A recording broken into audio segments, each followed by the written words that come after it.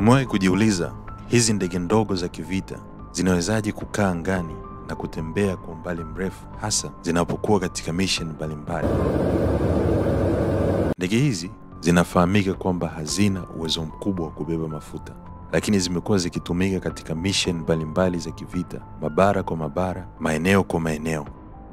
Jibu la swali hili linakuja kutokana na namna ambavyo ndege hizi zinaweza kuwekwa mafuta zikiwa angani kwa kupitia ndege nyingine, ndege maalum zilizowekwa kwa ajili ya kutoa mafuta kwa ndege hasa za kivita zinapokuwa angani. Mfano wa hili tunaweza kuiona. Hii ni ndege ndogo ya kivita F-16 na hapa inawekewa mafuta na ndege KC-135. Zoezi hili linahitaji umakini mkubwa, hasa kutokana na namna ambavyo linawekwa, na mara nyingi zoezi la kuweka mafuta hutokea usiku. Hatua ya kwanza ni ndege inayowekewa mafuta inayojulikana kama receiver kuisogelea ndege inayotoa mafuta inayojulikana kama tanka. Kwa hapa ndege yetu inayowekewa mafuta ni ndege ya F-16.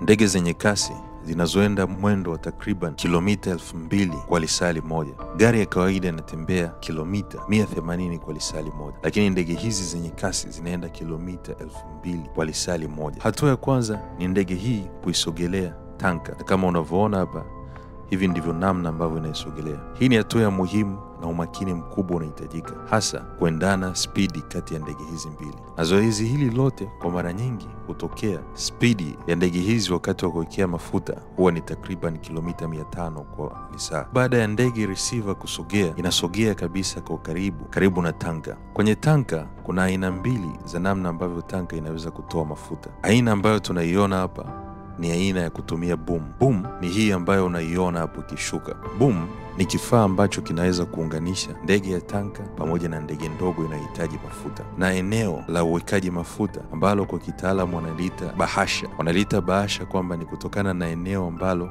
ndege hizi mbili zikishakaa kwa pamoja ni eneo ambalo ndege hizi hazitakiwi kuondoka, kwani zikiondoka tu panaweza kutokea madhara kwa ndege hizi. Ni hali ambayo inahitaji umakini mkubwa, hasa katika kufuatilia mwendo, lakini kufuatilia sehemu. Baada ya ndege hizi kukaa katika sehemu ile ya bahasha, envelope, basi boom ile inashuka, na kwa sehemu kubwa hapa kazi kubwa inakuwa inafanyika na yanaiongoza tanka, ambapo anaishusha boom mpaka inapofika kwenye ndege ndogo ya receiver, na hapa ndipo mafuta yanapoweza kuweka. Kwa kawaida zoezi hili huchukua takriban dakika 5 mpaka 10 kukamilika, na mara nyingi linafanyika katika matukio ya kivita au mazoezi. Lakini katika matukio ya kivita zoezi hili hufanyika ambapo muda huwa ni kila kitu.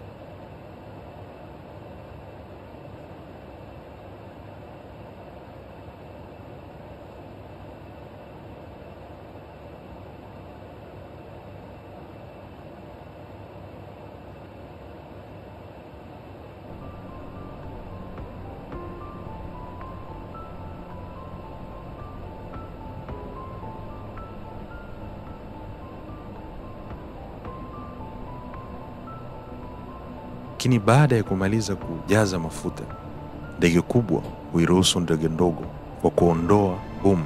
Kishaondoa boom, basi ndege ndogo inaweza kuondoka. Hili ni zoezi la takriban dakika 5 mpaka 10, lakini umakini mkubwa unahitajika.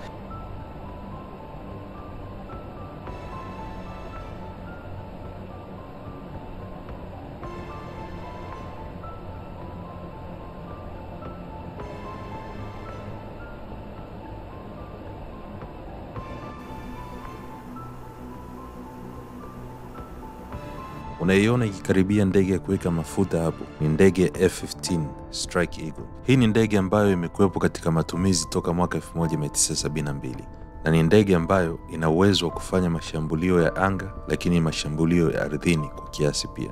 Ndege hii uwezo wake hasa ni katika mapigano ya anga kwa anga, na ndege hii kutokana na mabawa yake yalivyo inasifiwa kwa kuwa na uwezo mkubwa wa kufanya mambo mbalimbali ikiwa angani. Hii ikiwepo pamoja na mienendo pamoja na mizunguko mbalimbali, hasa kutokana na kuwa na uwezo wa kuwa na mizania sahihi inapokuwa angani.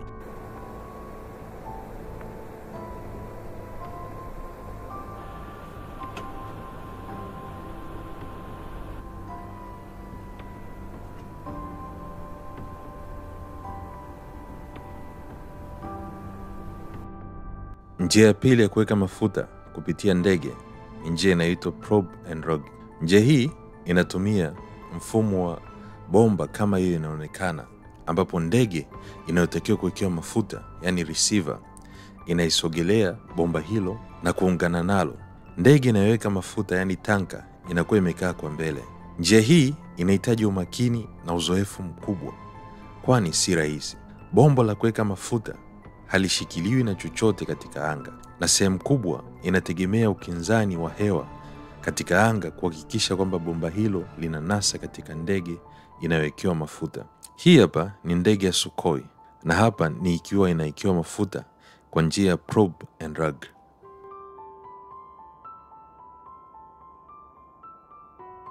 Faida kubwa ya njia hii ni kwamba inaweza kuruhusu ndege zaidi ya moja kuwekewa mafuta kwa wakati mmoja, yaani ndege zaidi ya moja kuizunguka tanka na kuweza kuwekewa mafuta kwa wakati mmoja.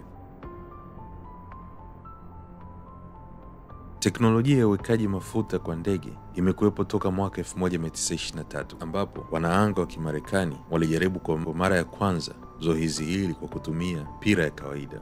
Teknolojia hiyo imeendelea kuimarika, na kwa sasa teknolojia hii inapoelekea kwa kutumia mifumo ya kompyuta, hasa akili mnemba, artificial intelligence, kampuni za wanaanga zinaangalia kuunda miundo ambapo zoezi hili litafanyika bila kuhusisha macho na tathmini za kibinadamu, yaani mashine na kompyuta kuangalia zoezi zima pamoja na kuangalia namna ndege zinapoungana wakati zikiwa angani. Nchi nyingi zinaangalia ujuzi huu kama sehemu muhimu ya kuhakikisha kwamba ina uwezo mkubwa katika kulinda anga yake, lakini pia uwezo mkubwa kwa mataifa mengine makubwa katika kupambana na mahasimu wao.